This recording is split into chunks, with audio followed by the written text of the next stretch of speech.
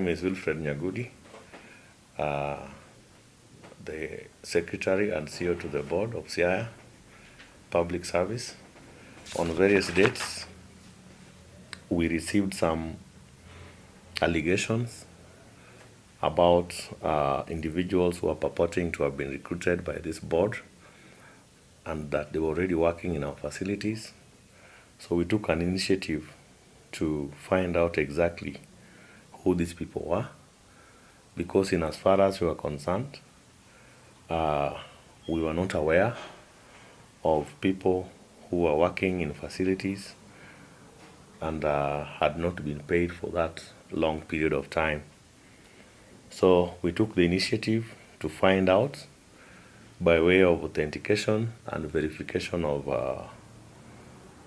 the documents which these people were in possession of. So in that regard, we requested these officers or these individuals to present several documents in their possession for purposes of checking within our systems on how these particular documents could have gotten into their hands. So on 18th and 19th of August 2025, we were able to request of these individuals to bring those documents to us, and a total of 502 individuals brought documents. And the documents they brought included appointment letters, offer of appointment letters, deployment letters, and arrival letters, which we collected and subjected to a verification exercise. The objective of this exercise was to examine and verify the validity of the employment documents. We also wanted to establish the process of the recruitment and deployment of these particular individuals. We wanted also to establish culpability, if any, on the parties involved in the process. We also wanted to take necessary action, if any, if an irregularity was to be established. So to this end, we developed a methodology, and we developed a data capture template of the names, ID numbers, and designations of these officers, including when they were interviewed. We did a physical verification of appointment letters to ascertain if they bear the signature of the board secretary, the board seal, reference numbers, and dates of employment. And this, I may say, our letters have got salient physical features that will enable us to know whether they are authentic or not.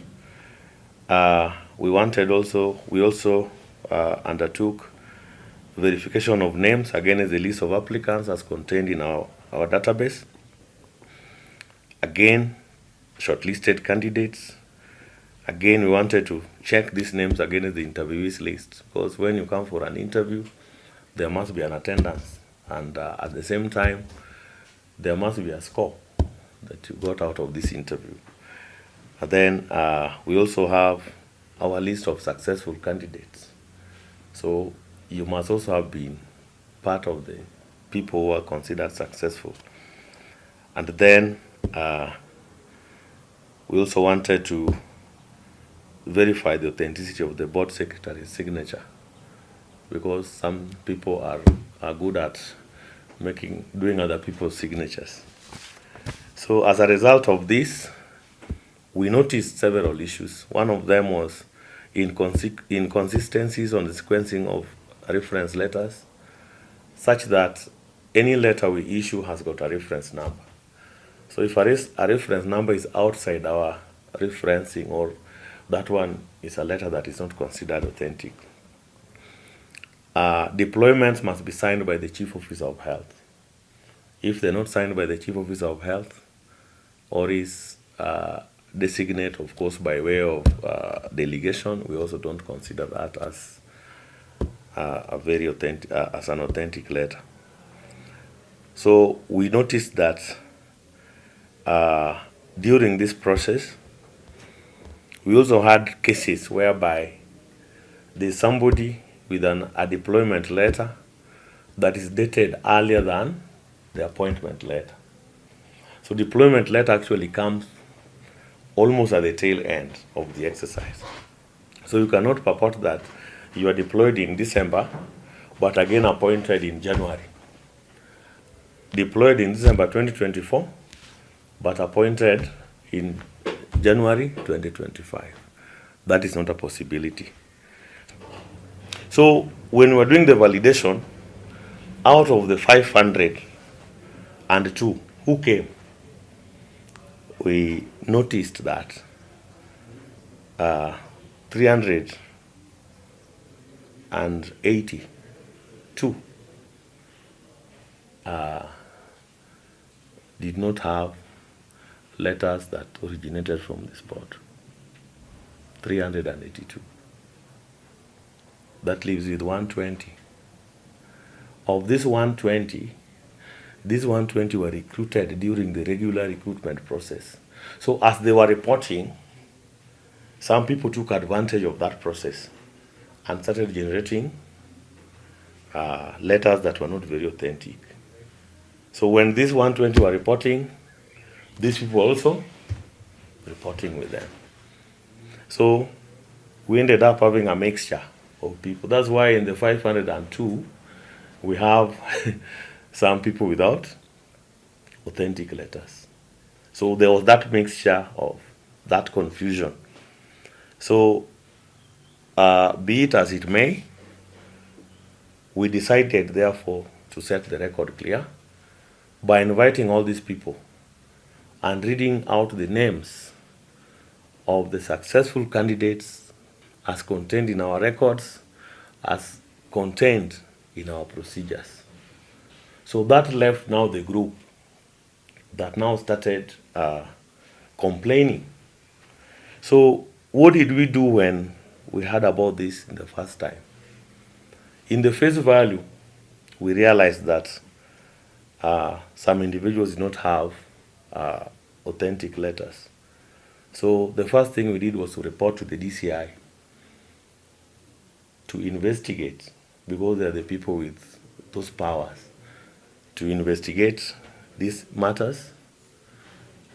And we even took samples of those letters for verification by those forensics. And your guess is as good as mine. Yeah, they were found not to be authentic. So with that, we therefore decided that we could have just taken a sample of 5 or 10. We realized that there could be a bigger problem out there.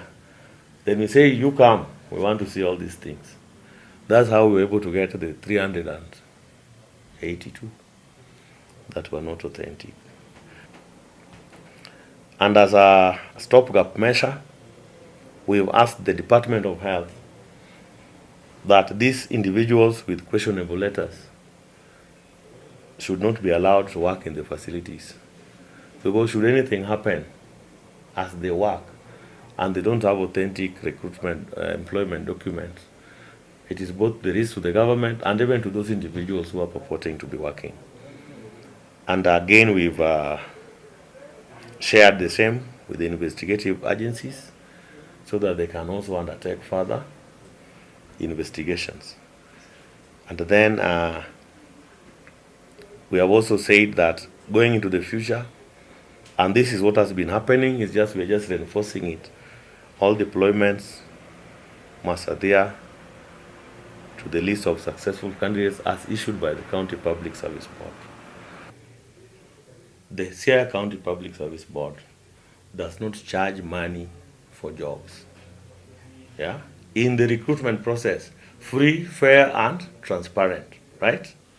Now, if in the process of recruitment, you feel or you know you give money to anybody, right? And the fact that you are complaining that you give money means you gave money and still didn't get a job, means that Siaya County Public Service Board does not sell the jobs. So go to the police, DCI, so that investigations can be done, and if that can help recover your money. But I want to tell you, it is a criminal offense touching on both the giver and the recipient on issues to do with jobs in the public service, especially Siaya County Public Service Board. I have not received any letter here of anybody who has made a formal complaint against the board or myself in regards to fraud in the recruitment process. My name is Emily Nabwala Nyango. I have been, or I want to believe, I have been an employee of the county government of Siaya from January to this moment. I'm in the health department. I am a clinical officer by profession. So my colleagues hapa nyuma, we are in different sections in the health department, and today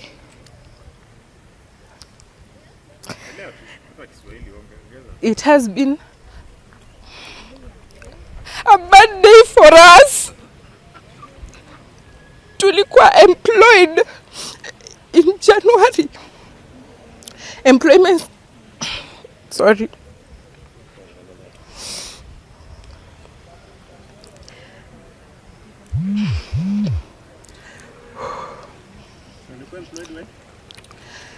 employment letters tulipewa in December, tukakuwa deployed in our various facilities in January 2025. We have been diligent, we have been loyal to our duties, we have been working all the way. We have the probation period here, 6 months, of which within the 6 months various activities have to be confirmed for us to be confirmed into the system. And in those activities kuna confirmation of documents, if you have the right documents, if you are legally recognized, say by your council or by your various bodies. Hizi zote zimetendeka.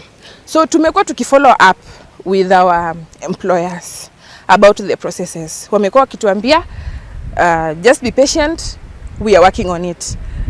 Tunasukumwa, deadline inasukumwa mbele, next week mtapata feedback. Hiyo wiki inafika, we have nothing to show. And all this while, we have not received any salary. We have not been told that we are not qualified to work in that county. Head count ilifanywa in March. We wonder how long does it take to verify results za head count if indeed I am an employee of the county or not. Sometime in August, after pressure imemount, tukaambiwa you bring your documents, we want to do verification tujue if you are legally employed or not. So tumepeleka documents. It has taken another 1 month of us going to work and coming back home with no money, and each time jo wezi miss job because utaulizwa why are you not at work. They don't want to know how you're going to work. Hawajui tunaishi na madeni. Some of us have families, we have kids in schools, so tuko na madeni from school fees to our transportation buddies. Like, how do we survive? Alafu sasa leo we had booked a meeting with the governor, tukaambiwa tukuje today. Unfortunately, he left before we arrived.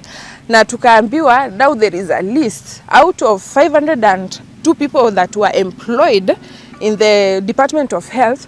Only 120 have qualified to be employers. So the rest of us, 382 people, tumeambiwa, oh, don't go to work. Just like that. How are we getting compensated for the 8 months? This is the 9th month that we were working diligently in our facilities. And which criteria have they used in absorbing the 120 that we cannot qualify? Like, what is special about the 120? we have also been working. So tunataka tu kujua, some of us tumekuwa transferred from one facility to another. Tulikuwa tunakuwa transferred on which basis? Like, were we volunteers? Tumekuwa transferred from even 3 times. Others were given responsibilities. Others were given in chargeship responsibilities. Others were given posting orders. Tumekuwa kwa posting orders. Fulani, you have been posted to this facility. So tunashangaa tu hizo posting orders zilikuwa zinatoka wapi? Do we have a different county in this county that we do not know about? Hiyo ndo kitu tunataka tujue, because now 9 months of working, no money. Unaambiwa go home. What next? I need my job and I need the pay as well. I'm Omondi Felix. I work at Ligega Health Center. I've been working there for now this is the 9th month, and I can say that it has been hard. We work, we don't get paid, we have nothing to live for. We were just there. Nobody wants to know how you live. Nobody wants to know why you can't miss the job. So the same scrutiny, just the same as the other guys. We've been working hard to lend money just to survive in such harsh situations. Because how do you survive without being paid? You pay rent, you pay school fees, and at the same time, you have to dress well and smile for the patients. We've been doing the same, just like other employed candidates. So we've been wondering what is happening, what will be happening to us now. Should we go home and tell our families that we have no job now? Because we've been there, they know we've been working, and actually they've been looking forward for these salaries so that we can pay our debts. Some other families have been followed by our friends who lended us money. We've been working here, eating money that we've been lended by friends. So we've been lent money to work, and we need that salary or that compensation to pay back that debt. So we are urging our county to look to work on this so that they can find a way to sort us. We need that help. We need that job. We seriously need it, because this is what we deserve. We actually deserve it because we qualified for it. Everything was right with us until now that we are now told we are not one of them. So we are wondering where were we? Were we not there, or where were we? Some hospitals are running just on our services. We work and the county gets what they deserve.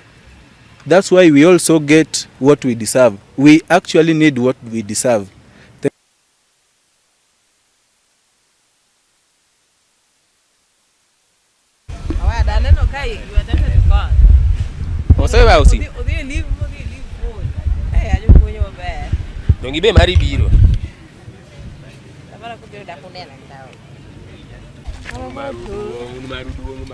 Serious.